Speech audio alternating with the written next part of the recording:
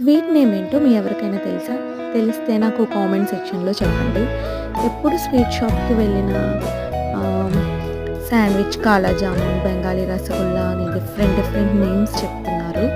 Maybe ఇది sandwich khoa ఏమో మధ్యలో కోవా స్టఫ్ అయింది కాబట్టి. మీకు కనుక ఈ స్వీట్ గురించి తెలిస్తే నాకు కామెంట్స్‌లో చెప్పండి.